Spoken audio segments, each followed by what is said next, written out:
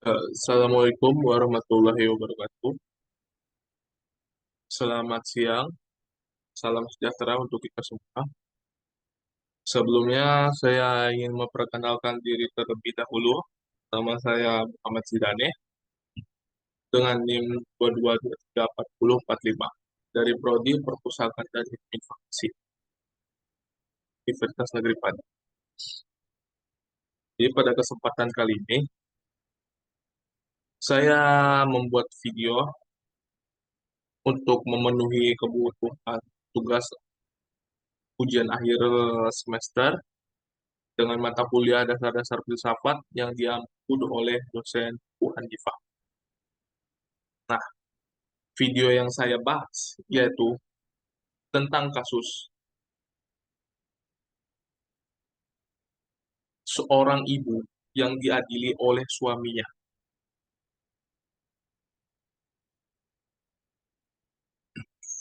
Video ini akan saya kaitkan dengan salah satu materi pada mata kuliah dasar-dasar filsafat itu dengan materi keadilan.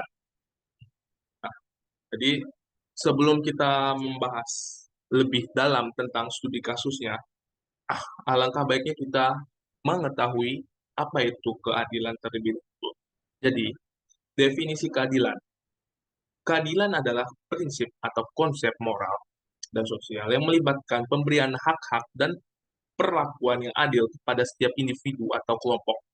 Ini mencakup ide bahwa setiap orang harus diperlakukan sama dan adil tanpa memandang perbedaan seperti ras, agama, gender, ataupun status sosial.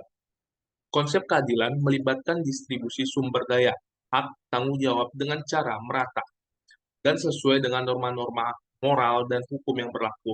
Keadilan dapat dilihat dari beberapa perspektif, termasuk keadilan distributif, keadilan prosedural, dan keadilan restoratif. Dalam konteks hukum, keadilan sering kali terkait dengan sistem peradilan yang memberikan perlakuan adil dan setara bagi individu di mata hukum. Prinsip keadilan juga mencakup perlindungan hak asasi manusia, penegakan hukum yang adil, dan pemberantasan diskriminasi. Namun, definisi dan konsep keadilan dapat bervariasi tergantung pada perspektif filosofis, budaya, dan sistem hukum yang berlaku di masyarakat. Nah, selanjutnya, keadilan menurut para ahli. Ada beberapa ahli yang menyimpulkan pengertian dari keadilan. Nah, yang pertama, menurut Aristoteles. Aristoteles mengungkapkan bahwa keadilan adalah tindakan yang terletak di antara memberikan terlalu banyak dan sedikit yang dapat diartikan memberikan sesuatu kepada setiap orang sesuai dengan apa yang menjadi haknya. Yang kedua, pengertian keadilan menurut Franz Magnus Suseno. Keadilan adalah antar umat manusia yang diperlakukan dengan sama, sesuai dengan hak dan kewajibannya masing-masing. Ketiga, pengertian keadilan menurut Noto Negoro. Keadilan adalah suatu keadaan dikatakan adil jika sesuai dengan ketentuan hukum yang berlaku. Selanjutnya, yang keempat, pengertian keadilan menurut Plato. Keadilan adalah di luar kemampuan manusia, biasa di mana keadilan hanya dapat ada di dalam hukum dan perundang-undangan yang dibuat oleh para ahli yang khususnya memikirkan hal itu. Selanjutnya, pengertian keadilan menurut WJS Purwadarminto. Keadilan adalah tidak berat sebelah, sepatutnya tidak sewenang-wenang. Selanjutnya, pengertian keadilan menurut Socrates. Keadilan adalah akan tercipta bila mana setiap warga negara sudah merasakan bahwa pemerintah telah melaksanakan tugasnya dengan baik. Dari kesimpulan para ahli di atas dapat disimpulkan bahwa keadilan itu di mana jika seseorang telah terpenuhi haknya dan tidak diberat sebelahkan. Nah, kapan sih keadilan itu, konsep keadilan itu ditemukan? Jadi, Kajian mengenai keadilan telah dimulai sejak masa Yunani kuno. Pada masa ini telah ada gagasan tentang keadilan secara kodrati dan keadilan berdasarkan hukum yang berlaku. Munculnya gagasan mengenai keadilan di Yunani kuno berawal dari penurunan kualitas demokrasi di Athena setelah terjadi perang di Peloponnesos. Pada masa ini, terdapat dua tokoh yang mengkaji keadilan sebagai bagian dari filsafat hukum, yaitu Plato dan Aristoteles. Keduanya mengemukakan pengertian keadilan yang berkaitan dengan hukum positif. Nah, jadi pada kasus seorang istri, seorang ibu yang dilaporkan oleh suaminya karena sering mengomeli atau memarahi suaminya, kita kaitkan dengan keadilan. Jadi, studi kasusnya yaitu kisahnya berawal dari Valencia mengaku sangat terpukul setelah dituntut 1 tahun penjara lantaran mengomeli suami yang kerap mabuk. Valencia pun mengaku tak tahu harus berbuat apa saat jasa penuntut umum menuntut dirinya 1 tahun penjara pada sidang agenda penuntutan di Pengadilan Negeri Karawang pada hari Kamis, bulan 11, 2021. Jaksa di Karawang diperiksa usai tuntut penjarakan ibu yang marahi suaminya pulang mabuk, apalagi salah satu anaknya mengalami sakit yang harus menjalani pengobatan khusus. Nggak nyangka sampai 1 tahun, bukan nangis lagi kalau kami udah pingsan kemarin, ujar Valencia usai persidangan di Pengadilan Negeri Karawang. Alasan Polda Jabar tetapkan Valencia jadi tersangka KDRT usai dilaporkan omeli suaminya pulang suami mabuk, padahal ibu dua anak itu menganggap pertengkaran dengan suaminya. Chang Yung Ching, pria asal Taiwan, sebagai pertengkaran suami istri biasa. Untuk istri dituntut 1 tahun penjara gara-gara marah suami pulang mabuk. Aspidum, Kejati Jabar diperiksa sangka omelannya jadi dilaporan ke polisi, apalagi saat itu suaminya telah 6 bulan tak pulang ke rumah. Mungkin saya dalam keadaan galau ya waktu itu, rumah berantakan, anak sakit, toko berantakan, saya telepon dimarikan, ucap Valencia.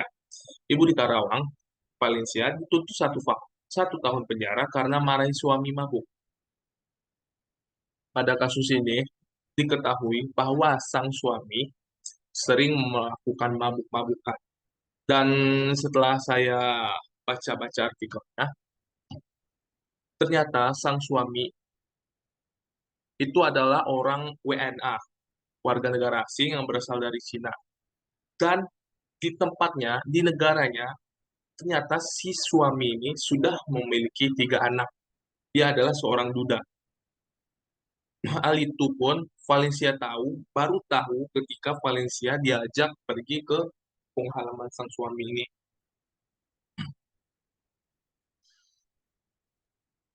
Sebenarnya cekcok yang terjadi pada Valencia dan suaminya sudah terjadi pada 2018.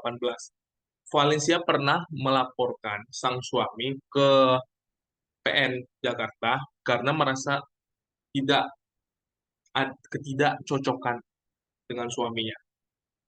Disitulah mulai ada keretakan di hubungan rumah tangga Valencia dengan suaminya. Nah, dari hasil analisis saya atau kesimpulan saya dari kasus Valencia yang dilaporkan suaminya karena sering memarahi suaminya ini adalah di mana Valencia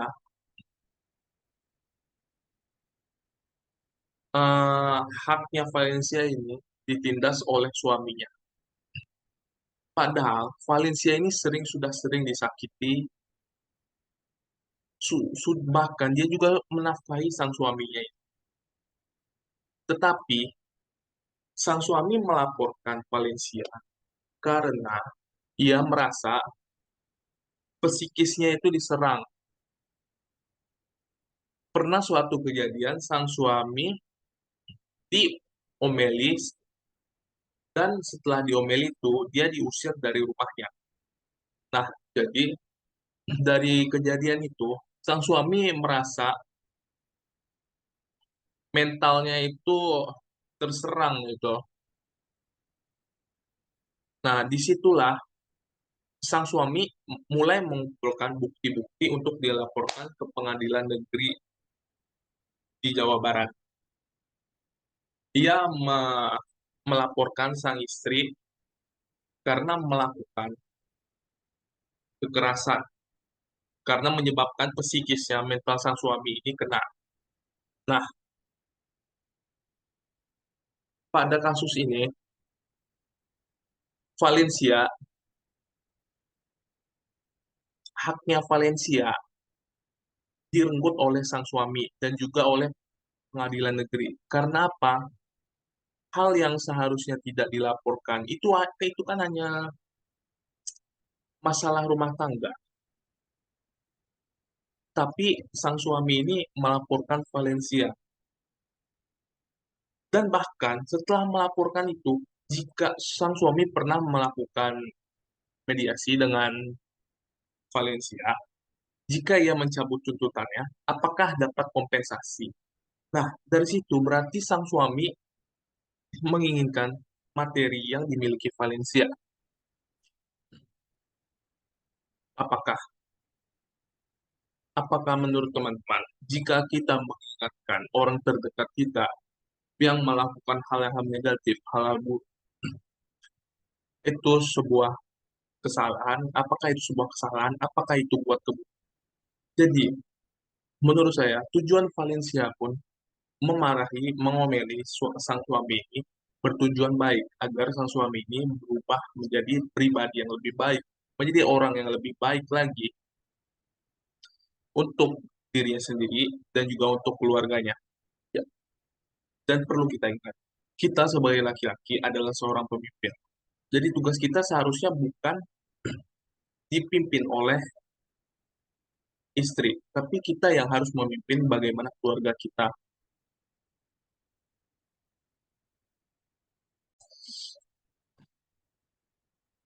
Ya, demikianlah yang dapat saya sampaikan. Saya sadari bahwa video saya kali ini banyak kekurangannya, jadi saya mohon maaf yang sebesar-besarnya. Saya akhiri saja. Terima kasih atas perhatiannya. Wabillahi taufiq walhidayah. Wassalamualaikum warahmatullahi wabarakatuh.